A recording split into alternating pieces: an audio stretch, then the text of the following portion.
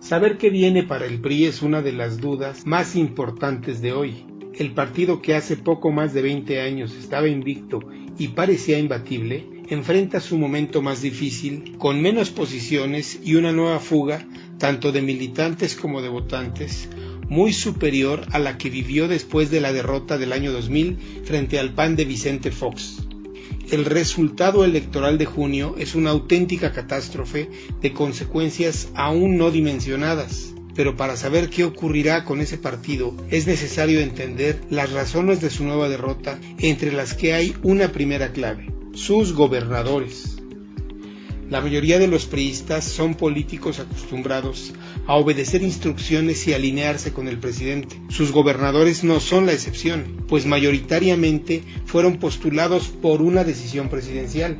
Cuando su partido perdió la presidencia en 2000, varios funcionarios y algunos gobernadores priistas no hicieron más que repetir lo que siempre habían hecho antes: ponerse a las órdenes del presidente, sin importar que en ese momento fuera de otro partido.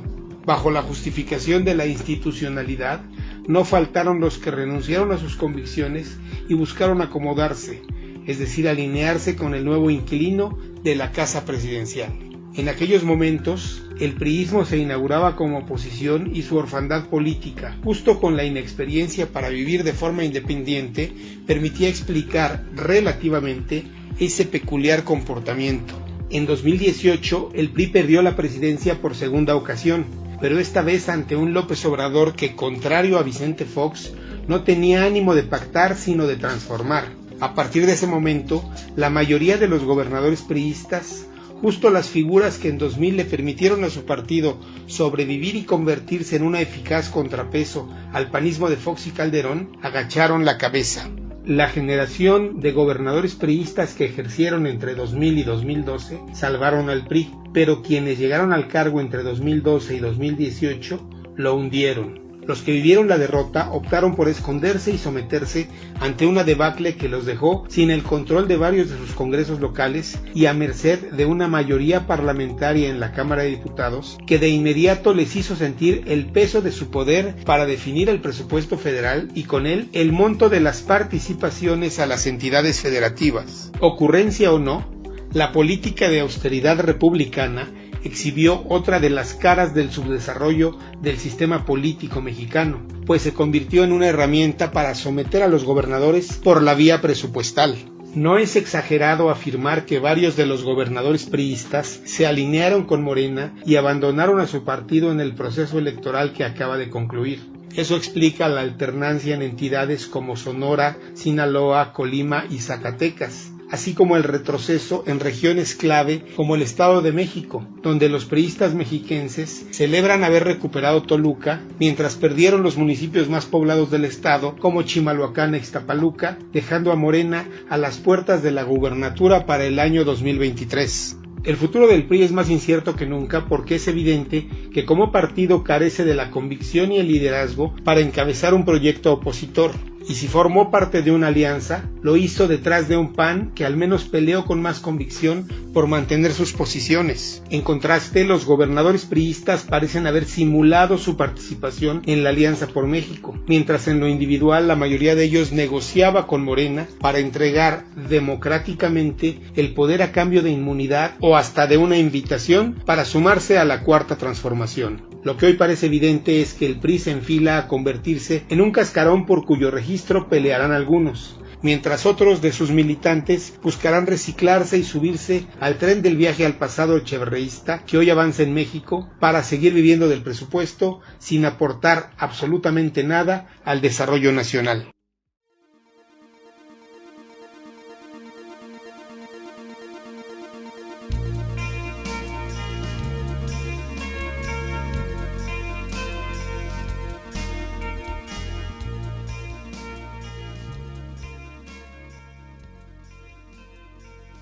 Nosotros somos conexionistas y dentro de lo que hemos dado a llamar la nueva cultura política, pues estamos preparando una serie pues, conversatorios, ¿no? No me gustaría llamarlo de otra manera, conversatorios sobre diversos temas y en este caso en particular uno que pues es parte toral de la historia de México, ¿no? Ya estamos hablando que es un factor elemental para comprender el México del siglo XX, que no es otra cosa que el Partido Tricolor, el Partido Revolucionario Institucional.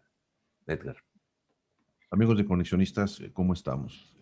Como acabamos de ver, Alejandro hace una investigación, un ejercicio muy interesante y pones el acento, Alejandro, en varios temas y empezamos a hablar por el PRI, ¿no? Partidos políticos y en concreto el revolucionario institucional. Veo que en esto que has comentado, pues es como obligado a hacer un análisis en esta debacle electoral que enfrentaron en las últimas elecciones en México, este cambio de poder, y señalas varios aspectos de la cultura política, ¿no? Priista, que parece ser que está en todos lados, que particularmente me gustaría puntualizar, que si queremos que esa cultura política cambie, había que hacer, en mi opinión, énfasis sobre eso, y pues una pregunta así abierta, dentro de lo que nos presentas, ¿cuáles te parece que son esos factores de la cultura política priista, de la manera de hacer política? Uno, que se ven en este deterioro y que necesitamos puntualizar. Y me parece dos, que ya no son exclusivas del PRI, que son conductas como el chapulineo, ¿no? Y otras, ¿no? Que son añoradas y que ojalá y la tuvieran otros partidos, como esto que mencionas en tu reportaje, ¿no? La disciplina del partido, ¿no? Que explica mucho de ese fenómeno. ¿Cómo lo ves? A ver, mira, dices bien, Edgar. Buenos días, Edgar, Armando. Eh, a ver, siempre hablamos de la cultura política priista. Así es. La verdad es que la cultura política priista es la única cultura política que existe en este país, ¿eh? Porque es la misma que reproducen los otros partidos, todos los demás partidos. Y hoy sí ya podemos hablar de que la derecha partidista en el poder se comportó como priista, eh, y la, comillas, izquierda partidista hoy en el poder se comporta como priista. Yo creo que va a llegar el momento en el que tengamos que hablar, esta es la cultura política mexicana, De acuerdo. o sea, no es la cultura política priista, que me parece eh, muy preciso cuando lo señalas. A ver, y no quiere decir que todos hayan nacido en el PRI, porque no todos nacieron en el PRI. No todos los políticos de hoy, de ayer, pasaron por el PRI. Sí hay muchos tránsfugas, chapulines, transvestis, lo podemos llamar como quieras, ¿no? Hay muchos, Manuel Bartlett, el propio presidente López Obrador se formó en el PRI políticamente hablando, pero Claudio Sheinbaum no, Marcelo Ebrard sí, pero Martí Batres no, Monreal sí, pero René Bejarano no, eh, hay de todos, y ahora voy a los panistas, ¿no? Eh, bueno, ni Paula Soto, ni Diego Fernández de Ceballos, ni Vicente Fox, ni Felipe Calderón pasaron por el PRI. Sin embargo, al momento de ejercer el poder, lo ejercieron y se comportaron de una manera muy parecida o igual a cómo se comportaron los priistas de los años de Salinas, de los años de Cedillo, de los años de Miguel de la Madrid, de los años de José López Portillo o de Luis Echeverría Álvarez. Pues creo que es la cultura política mexicana y esa es una primera puntualización, ¿no? Características, a ver, la disciplina partidista, que yo creo que es buena y necesaria para que cualquier sistema político avance. Eh, el problema en el caso mexicano, no priista, insisto, creo que es mexicano, eh, el problema es que cuando esa cultura política se vuelve patriarcal, se vuelve de tlatoanis, se vuelve de caudillos, deja de ser una característica positiva. Porque, vamos, esa disciplina partidista que acaba haciendo que todos obedezcan al jefe nato del partido político, que es el jefe del gobierno, en este caso el presidente de la República, eso que pasaba con Echeverría, López Portillo, también Díaz Ordaz, o sea, puedo ir mucho más atrás, pero a ver, Díaz Ordaz, Echeverría, López Portillo, Miguel de la Madrid, Carlos Salinas, y que creo que empezó a dejar de pasar con Ernesto Zedillo, priista también. No pasó mucho con Vicente Fox, pero sí pasó con Felipe Calderón, sí pasó con Enrique Peña Nieto, y sí está pasando hoy con el presidente López Obrador. No, eso ya no es disciplina partidista. Yo creo que es una renuncia a la voluntad personal y un alineamiento poco sano, creo yo, a la voluntad presidencial. O sea, cuando creemos o cuando los políticos creen o actúan como si el presidente de la República fuera un hombre infalible, estamos en problemas. Fíjate que allí, y ateniéndome al ejercicio que nos estamos planteando, cómo está ingrediente la cultura priista, que como bien dices, y ahí estoy de acuerdo contigo, ya no es priista, es cultura nacional, entra a otras esferas y se ve reflejada en el caso de la trinchera que más me interesa en la cultura de la empresa. Y tomo varios aspectos que dices, ¿no? Las empresas tienen sus tlatoanis. Las grandes empresas mexicanas, ¿no? Y, inclusive, no importa qué tan transnacionales y qué tan internacionales sean y qué tan grandes sean, sobre todo estas empresas familiares que las encontramos en todos lados, es la figura de este director general, dueño, del gran patriarca, ¿no? Al que se le debe todo, ¿no? Y es una especie de apóstol, ¿no? De la forma en la que uno se debe de hacer, Más que de apóstol, de pontífice, de diría yo. Ponte, pues sí, claro, Sí, en sí, sí. donde, en donde ahí estamos viendo cómo se transminan estas cosas. Y por eso es importante ver qué es lo que va a pasar con el PRI, porque si al PRI le debemos esto, claro, no quiero sobresimplificar, pero hay otros factores. Tenemos que, no se te ocurra, porque los conozco bien, porque trabajé en una empresa, criticar al director general o a tu jefe o, ¿no? Problematizar o exponer cualquier decisión que se toma.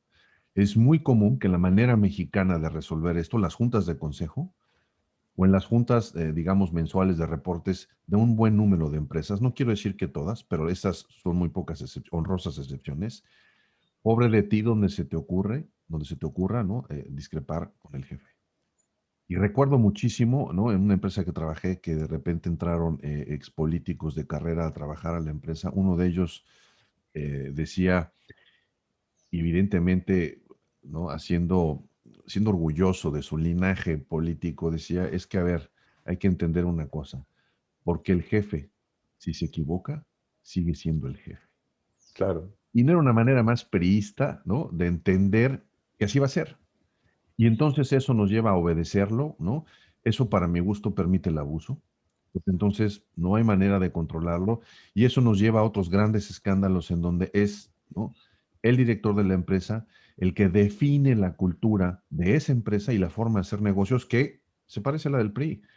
Aunque le choque a muchos empresarios, a empresarios sobre todo de estados del norte, en decir, bueno, es que son Ujú. anti-PRI y abrazan al PAN, allá hay una manera de ejercer el poder dentro de la empresa que tiene estas características priistas, ¿no?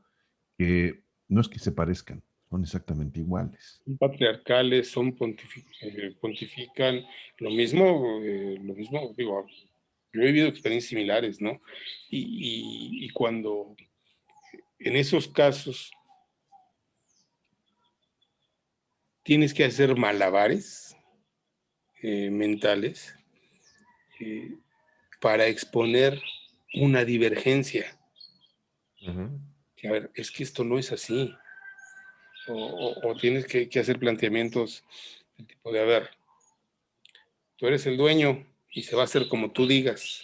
Solo te invito a que reflexiones esto. O sea, yo pienso diferente, eh, pero a ver, no me estoy revelando ante ti. Yo sé que eres el dueño y tú vas a tomar la decisión. Pero Claro. vamos, cuando la gente tiene que cuidarse demasiado de lo que dice, por temor a represalias, eh, la mayor parte de la gente asume la posición, y así ocurre en las empresas y así ocurre en la política, asume la posición cómoda y malsana de dejar de pensar. Ah, bueno, pues si así quieres, entonces así lo hacemos, ¿no? Claro. Y, y eso acaba afectando a los partidos, a los gobiernos y a las empresas. Porque, porque el No dueño... fue eso, perdón, no fue eso precisamente la debacle del PRI. En el momento en que porque yo la decadencia la ubico, no sé ustedes, pero yo lo ubico a partir de todo el tema del 89, ¿cómo se llama? Cuando Cuauhtémoc Cárdenas se da por la libre, vamos a decirle de una forma, fue el primero en decirle a papá que no. ¿Saben qué? No, yo quiero ser presidente, ¿no? Y así fue bajando hasta que en el 2000 se quedaron huerfanitos, en el sentido de que no había quien les dijera qué hacer. No, mira, Entonces, a ver, sí. interesante esa parte que toca Armando. Yo creo que no. Yo creo que ese fue un momento de evolución del PRI. La Ujú. debacle del PRI la veo a la vuelta de la esquina, y creo que acaba de ocurrir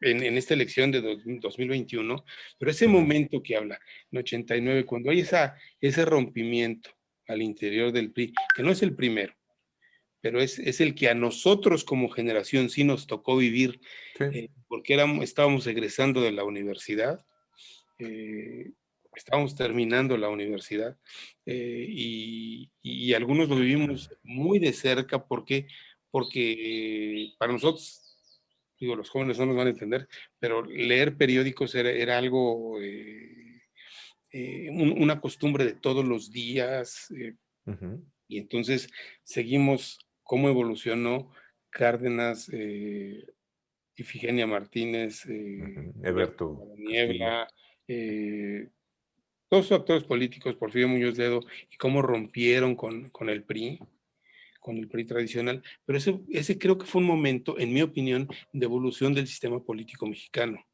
En 2000 el PRI pierde el poder, pero no desaparece, pierde el poder presidencial, pero ahí pasan cosas muy interesantes. Creo que ese fue el momento en el que el PRI se tuvo que probar como partido político, le costó trabajo, pero, pero lejos de desaparecer, se fortaleció.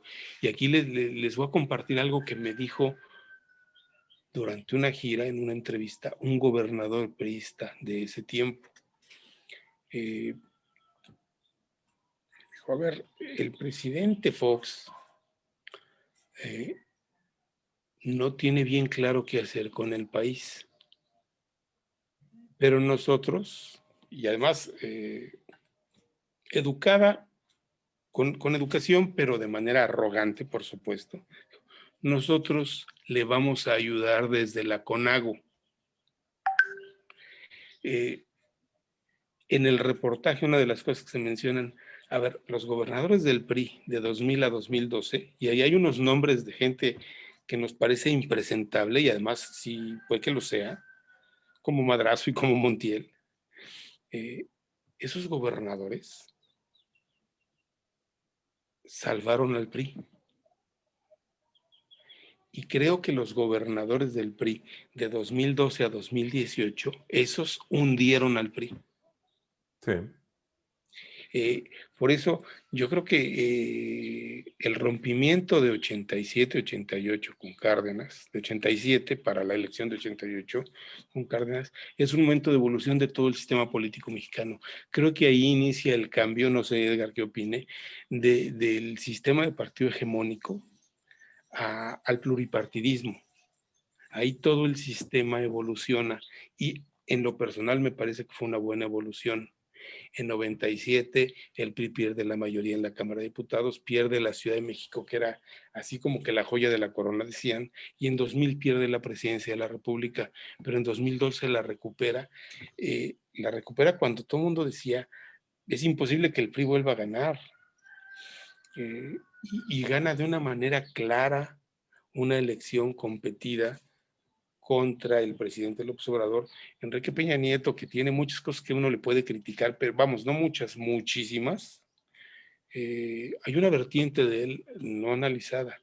Como candidato, digo, en este país, ser candidato por el PRI y ganar de una manera clara, contundente e inobjetable, por más que aleguen muchos fraude, saber, revisaron y recontaron votos, por favor, ¿cuál fraude? Eh, Hay que ser muy buen candidato para ganar con las siglas de un partido con el desprestigio del PRI. Sí. Y Enrique Peña Nieto lo consiguió y lo consiguió con claridad. Déjame regresarme al tema de la cultura política. Veo varias cosas. Primero, que esta decisión lo que le enseña a la sociedad es que se puede estar en desacuerdo con el patriarca. Así es, de Es lo acuerdo. primero que le dice la sociedad. Sí, puedes estar en desacuerdo con el patriarca. También lo que le dice la sociedad, cuando vemos cómo se organiza la disidencia, cómo se construye el PRD, el problema que tiene con sus tribus, cómo actúa el PAN al respecto, es, para mi gusto, la tragedia nacional. Es, puedes estar ahora ya en desacuerdo con el patriarcado, pero la forma de organizar tu desacuerdo va a ser la misma. Va a ser exactamente la misma de lo que te estás quejando. O sea, vas a reproducir mecanismos patriarcales, ¿no? Y entonces, ¿qué teníamos? ¿Qué teníamos en el PRD? Bueno, pues es, no se te atreva a tomar una decisión que no pase por Cárdenas y Muñoz Ledo, ¿eh? Porque entonces, ¿no? Y entonces esa era la puja de todas las tribus, porque hay gente de izquierda de mucha tradición que decía, oye, yo estaba aquí antes, tú te pasaste a mi cancha, tú rompiste, yo ya estaba aquí antes, ¿eh? Entonces así como que me vengas a mandar, y ahí hubo conflictos interesantes. Entonces, al final pasa lo que pasa, y bueno, yo tenemos a quien es presidente, que también pasa por ese camino. Ese es un tema. Segundo tema, este fenómeno de los gobernadores que comentas, ¿no? Entonces, ¿qué lección de cultura política también le da y le da al país? O le da a otras esferas, a la esfera ciudadana y a la esfera empresarial. Para mi gusto, lo que le está diciendo, y en términos de cultura que se puede repetir, ¿no? Es quien manda es el que está cerca de la operación. Quien manda y que entonces hay cuotas de poder que hay que respetar, que están quien está cerca de la operación. Y en el caso, otra vez regreso a la frontera empresarial, es, pues tú serás el gran productor, pero si yo soy tu principal distribuidor, si yo soy el que conoce el terreno, si yo soy el que está cerca del cliente, yo mando. Y yo tengo la capacidad de ponerte en jaque a ti, no me importa qué tan grande eres, qué tan fuerte seas, qué tan patriarca seas. Y entonces, ¿qué pasa? Que también permea en ese modelo, ¿no? No sé cómo valía la pena ver cómo esto rebota o resuena, ¿no? Con los organismos sociales y con el propio ciudadano. Pero entonces estamos viendo cómo inclusive esta evolución o estas fracturas y este camino que ha tenido el PRI, esta cultura empieza otra vez a bajar y nos tiene donde estamos, ¿no? Algunas cosas positivas, pero vamos, creo que tenemos aquí un acuerdo de no queremos hacer apología del éxito porque no queremos convertirnos, ¿no? En emisores del buenahondismo y del echaleganismo. Eso no creo que no nos lleva a ningún lado, sino vamos a poner los puntos sobre las IES. Entonces, una cultura patriarcal que se fractura y está bien, pero la manera de enfrentarla siendo de una manera patriarcal. Es decir, vamos a reproducir el mismo esquema, pero en chiquito a mi conveniencia. Y dos, si estás cerca de tu clientela, si estás cerca del votante, si estás cerca del gobernado, en este caso tu audiencia, tienes posibilidades de poner en jaque al tomador de decisiones y lo mismo pasa en las empresas.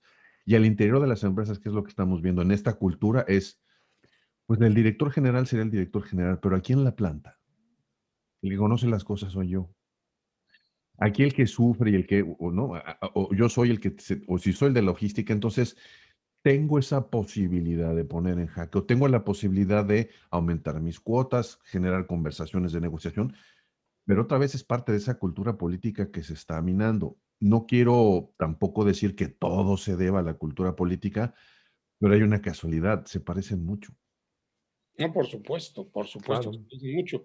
A ver, y voy a abonar a este comentario. Efectivamente, esta cultura del gran Tlatoani se reprodujo en el PRD en su formación. Se reproduce hoy en Morena, bueno, de manera grotesca, grotesca. Eh, Grosera. pero se reprodujo en el PAN de Felipe Calderón. Vicente Fox no, porque Vicente Fox era un fenómeno diferente. Era un panista, no tan panista. Calderón sí era un panista, muy panista, y resultó que su cultura política era la de era un tlatoani pintado de azul. Sí. Era autoritario, vertical, dominante, y quería él tomar hasta la última decisión. ¿Sí? Eh, ¿Nos suena conocido? ¿Nos suena cercano? Creo que sí a todos, ¿no? A ver, cuando Cárdenas, que efectivamente era un tlatoani, y aquí vamos, creo que hay que hacer diferencias, ¿no? Hay tlatoanis que ejercen el poder con responsabilidad y mesura, y hay otros que son absolutamente dictatoriales, y hay otros que son irresponsables y peligrosos, ¿no? Cárdenas creo que fue un hombre mesurado en el ejercicio del poder dentro del PRD y luego en sus 2 años y fracción como jefe de gobierno, y se enfrentó a un fenómeno, las tribus perredistas de las que hablabas.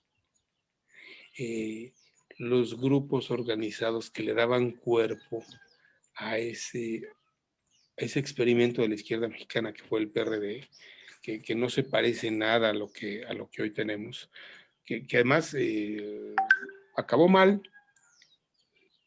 pero tuvo momentos de éxito importantes, ¿eh? Sí.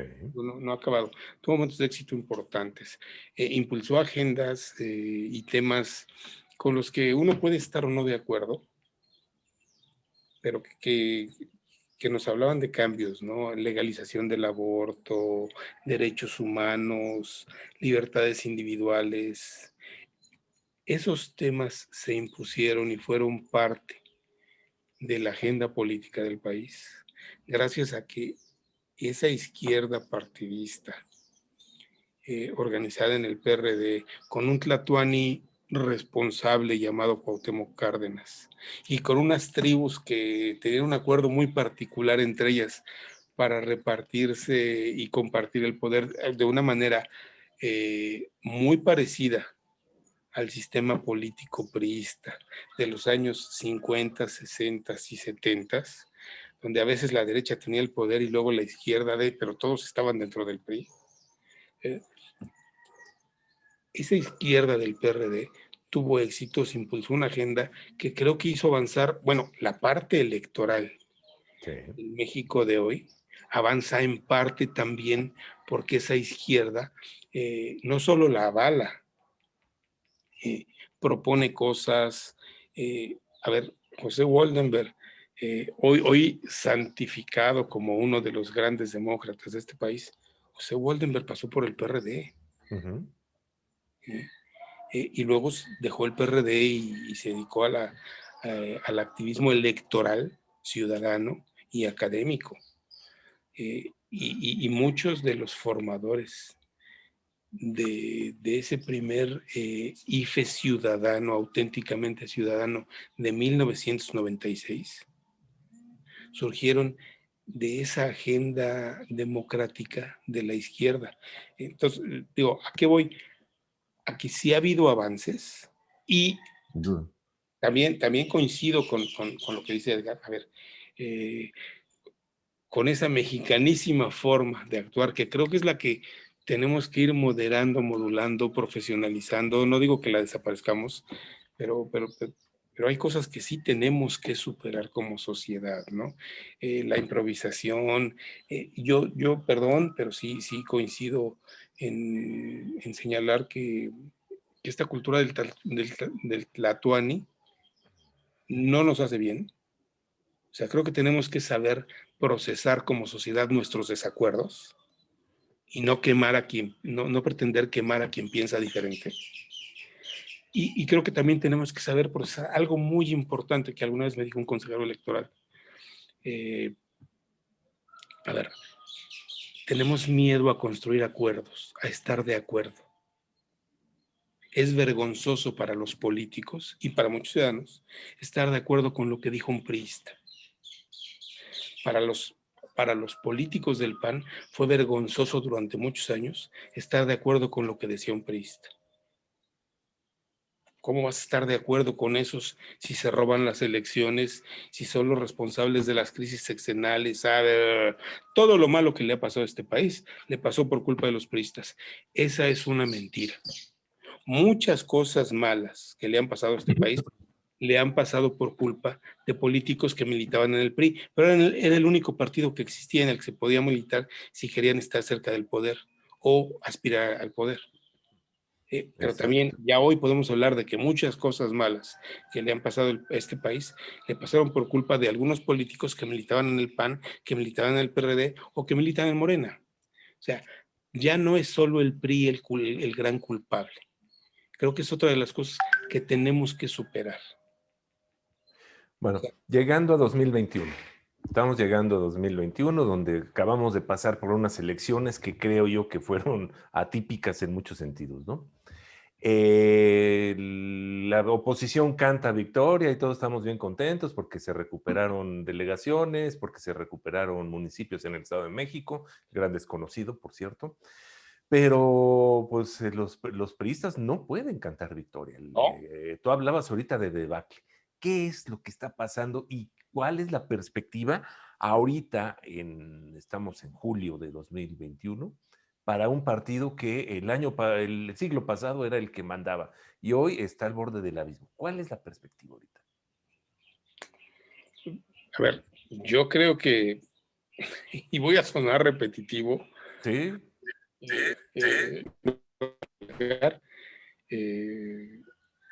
yo creo que la perspectiva del PRI es desaparecer. Y vamos, no quiero ser uno más de los comentócratas que vaticina la muerte del PRI, pero yo creo que ese partido ya dio lo que podía dar para México. Y no fue poco. Unas cosas buenas, otras cosas malas, pero la construcción del país que hoy tenemos, con todos sus problemas y también con todos sus avances, porque vamos, este no es el México de la Revolución Mexicana, ¿eh? O sea, que aquí no hemos avanzado, es la peor de las mentiras. Que aquí somos inferiores a otros, esa es otra gran mentira que hay que desmitificar. Este ni es el peor sistema político, ni es el peor lugar del mundo para vivir, ¿eh? Eso no es cierto. A ver, pero creo que lo que sigue para el PRI es cambiar de nombre y refundarse. O sea, yo no veo cómo,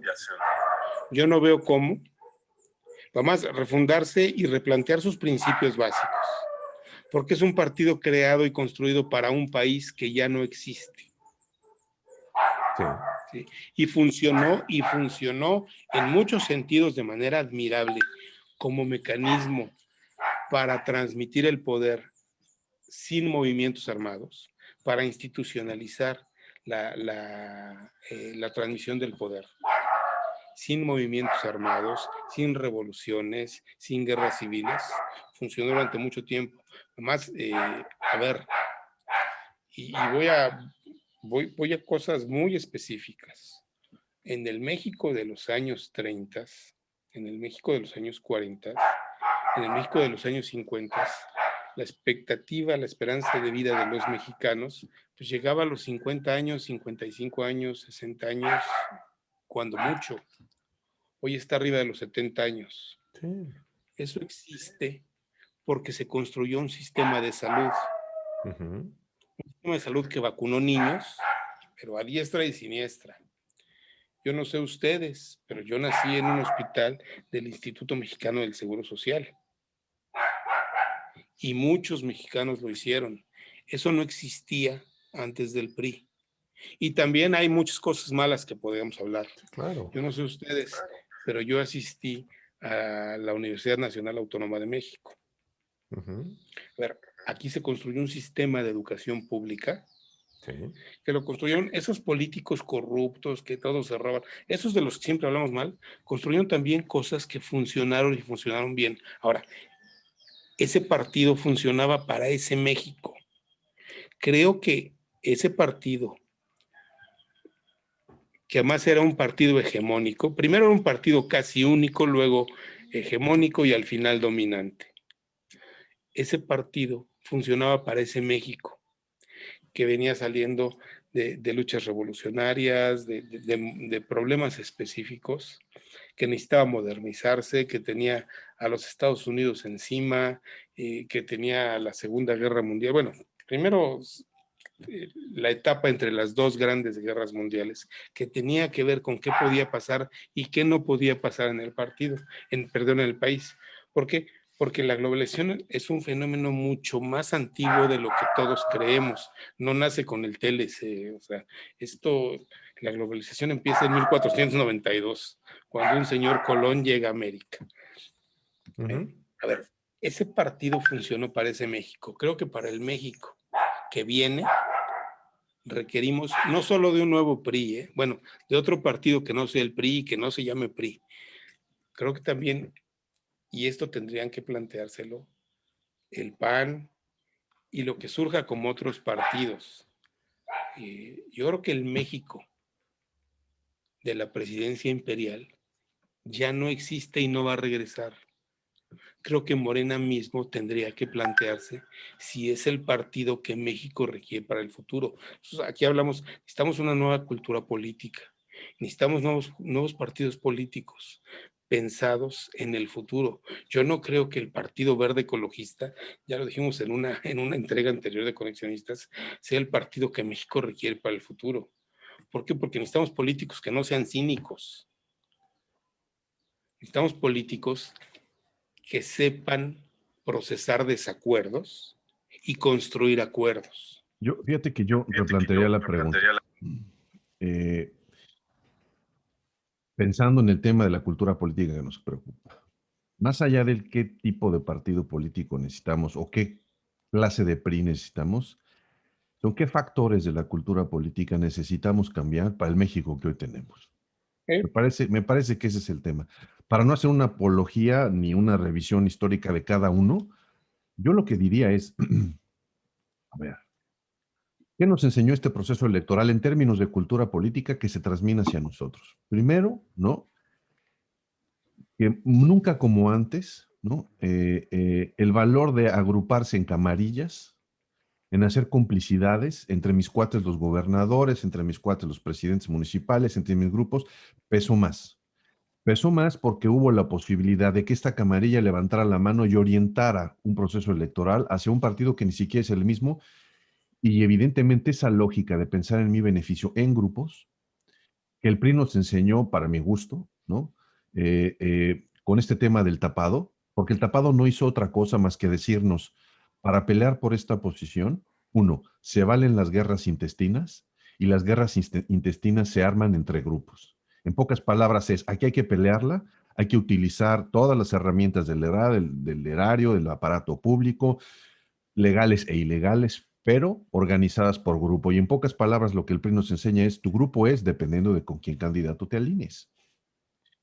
Y entonces entendimos así, y eso transmite nuestra cultura. Y en los empresarios, en el sector empresarial, en el sector social, tenemos y vemos claramente cómo, ¿no? Son las direcciones, las gerencias. Entonces es el grupo y apoyemos al gerente porque el gerente es mi jefe y entonces a partir de ahí empujamos y eso nos lleva a todo. Y lo vemos en la academia, ¿no?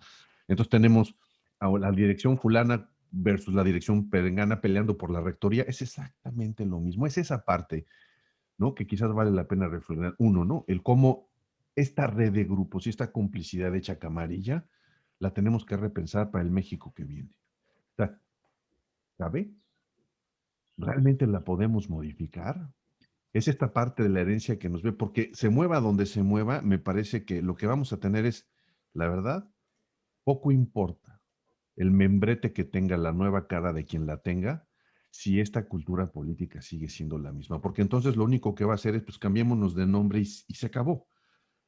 Y entonces, por un lado. Y la otra que me parece que es fundamental, en temas de esa cultura política, es esta posibilidad de decir, ¿qué vamos a hacer con el que pierde?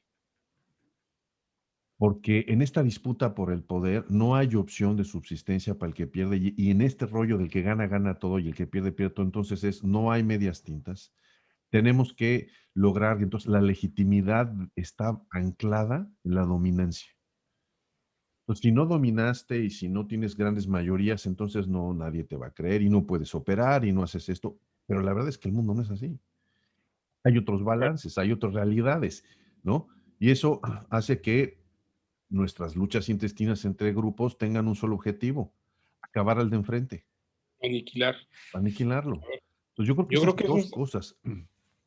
lo primero, digo, volviendo a la pregunta de qué viene, lo primero que tendríamos, o de las primeras cosas que tendríamos que señalar, es que el mundo no es blanco y negro.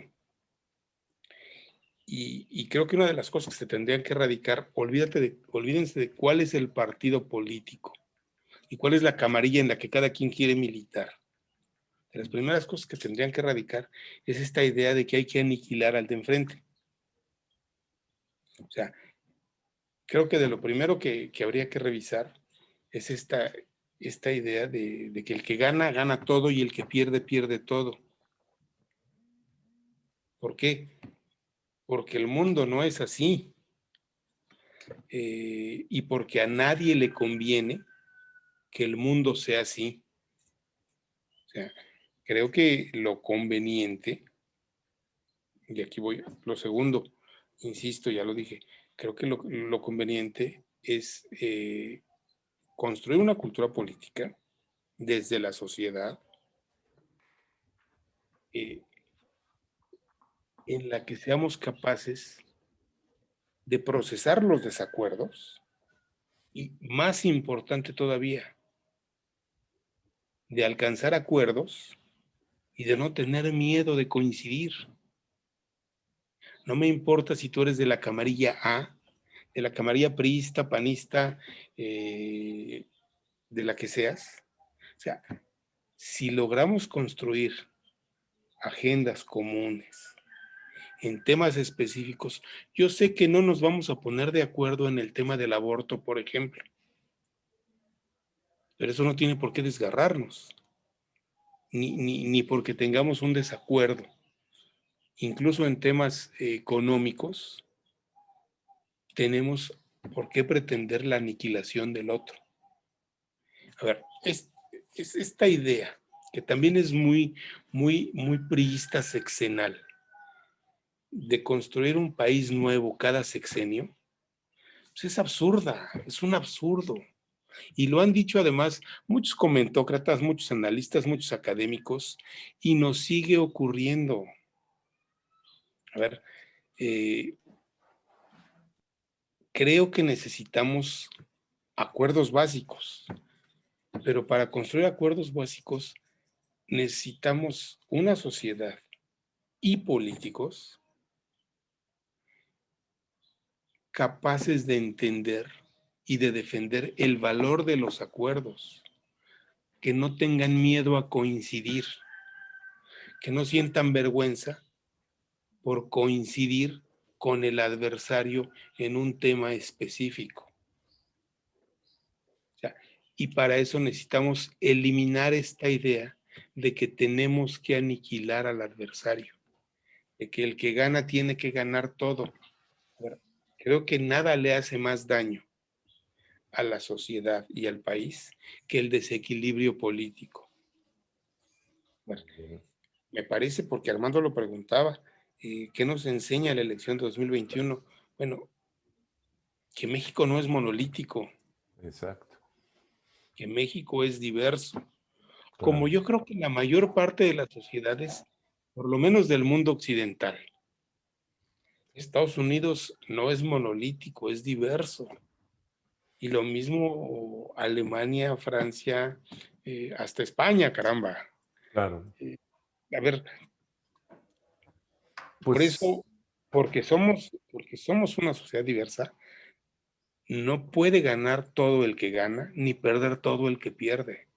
Por eso, y aquí lo voy a aterrizar y con esto concluyo yo, eh, insisto, creo que el momento del PRI ya pasó. Creo que necesitamos no solo un nuevo partido político, necesitamos varios partidos políticos diferentes, con una cultura política y con una agenda, con agendas diferentes, no la misma agenda todos, con agendas diferentes. Eh, yo creo que esta idea, que más el presidente de la República trae, de desaparecer los diputados plurinominales, es abonar a esta cultura de que el que gana tiene que ganar todo, porque eso es lo que pasaría, y el que pierde tiene que perder todo. Eso es lo que pasaría si desaparecieras a los diputados plurinominales. Esos que dicen que no representan a nadie, no, perdón, sí representan a las minorías, y las minorías no son minorías pequeñas. Claro. De hecho, las minorías cuando se juntan son más grandes que la mayoría. Exacto. Normalmente eso pasa en las sociedades de hoy, no solo en México, en el mundo. Entonces, yo creo que tenemos que terminar con esta idea de que el que gana tiene que ganar todo y el que pierde tiene que perder todo. No sé cómo lo veas, Edgar. Creo que esta es una magnífica conclusión a todo el tema que estamos comentando, ¿no? Esa forma de levantar algún tipo de acuerdo con el de enfrente por el simple hecho de existir, ¿no? No hay que eliminarlo, hay que llegar a acuerdos, hay que llegar a formar fuerza, ¿cómo se llama? Común, y no eliminar la estructura anterior para imponer la mía. ¿Cómo la ves tú, Edgar? Yo creo que merece la pena que ahora que Alejandro nos comenta esto, hagamos otra lista de temas de la cultura política porque acabamos de empezar. Ujú, Y este asunto del PRI es apenas el inicio. Yo ujú. creo que esta conclusión de saber acordar, y para esto habrá que saber dialogar, saber debatir, tiene mucho que ver con esta transformación de la cultura política hacia donde la queremos llevar. Se me ocurren muchísimas cosas que pudieran intervenir, pero vale la pena darle su espacio y su lugar. Y yo creo que con eso me quedo, ¿eh? Entender muy bien, uno que pues sí, no, o sea, no es un tema trivial, ni es un tema espectacular el ver por morbo si el PRI se transforma en qué. Yo creo que eso va a modificar mucho de la manera en que también vamos a aprender a cómo, ¿no? Vamos a cerrar nuestros propios ciclos y sobre todo qué es lo que tiene que quedar, ¿no? Como cultura para ese México que queremos. Y Alejandro citaba pues, ejemplos de varios países, quienes hemos tenido la oportunidad de trabajar con grupos de personas de distintas nacionalidades en un mismo espacio. No como, bueno, pues, tuvimos la oportunidad de conocer franceses, alemanes, en Francia o en Alemania, sino en un mismo espacio, en una cancha neutral, tenerlos a todos en un solo espacio y dialogar, te das cuenta de que los mexicanos, ¿no? Y algunos otros países de América Latina, hay que decirlo, no nos sabemos dialogar, no sabemos debatir, no estamos hechos para eso, nos ofendemos. ¿No? Y a la hora de ponernos argumentos, lo que queremos es eliminar al otro. Y cuando vemos cómo dialogan los alemanes, los franceses, los ingleses, ¿no? Eh, Miembros de países asiáticos, ¿no? Coreanos, filipinos, te das cuenta que hay algunas cosas, hay algunas tuercas que apretar y se hace evidente cuando lo contrastas con el otro. Sí, creo que es ese componente muy importante que podemos empezar. Yo creo que hasta aquí vale la pena dejar esta conversación. Hay muchas otras cosas y bueno, veremos qué toca ahora a las empresas, qué toca ahora a los organismos o a la sociedad civil en general para seguir avanzando en esta conversación. Magnífico. Pues Alejandro, para culminar, darte las gracias una vez más. La verdad, lo que acabamos de escuchar, ¿no? Yo me llevo una tarea muy grande y sobre todo retomar algunos temas, ¿no? Me gustaría explorar mucho más a fondo todo lo de los plurinominales, que yo tengo una opinión muy parecida a la tuya en el sentido de que sí es importante tenerlos, ¿no? Pero pues desafortunadamente ya nos quedamos sin tiempo. Entonces, pues vamos organizando y sobre todo vamos a estar anunciando a través de nuestras redes sociales, pues los temas que vamos a ir manejando, los temas que vamos a ir platicando. Y sobre todo, si ustedes tienen alguna duda, alguna pregunta, pues también adelante, para eso estamos también, ¿no? Para comentar todo este tipo de cosas. Perfecto, Armando, Edgar, pues muchísimas gracias y efectivamente hay muchos temas que se quedan en el tintero, pero hay espacio y poco a poco podemos ir desahogando esta agenda y construyendo la agenda de lo que tenemos que discutir hacia adelante. Claro. ¿Tus redes sociales, Alejandro? @ en Vila Fisher en Twitter. Perfecto. Muy activo, por cierto, ¿eh? Síganlo porque ahí trae buenas discusiones y buenos temas de debate, porque al señor le gusta mucho debatir y digo, eso es algo que se aplaude. Por nuestra parte, nosotros somos Conexionistas, @Conexionistas en Twitter y somos Conexionistas MX. Y Conexionistas MX en Facebook, en nuestro canal en YouTube es Conexionistas México y en Spotify y también en iVoox pueden encontrar todos los podcasts de Conexionistas. La música que estamos escuchando es música de Alejandro Saborit. Ahí lo encuentran en su canal Alejandro Saborit en YouTube. El diseño es de Sofía Reynoso diseño gráfico en Facebook. Nosotros somos Conexionistas. Muchas gracias.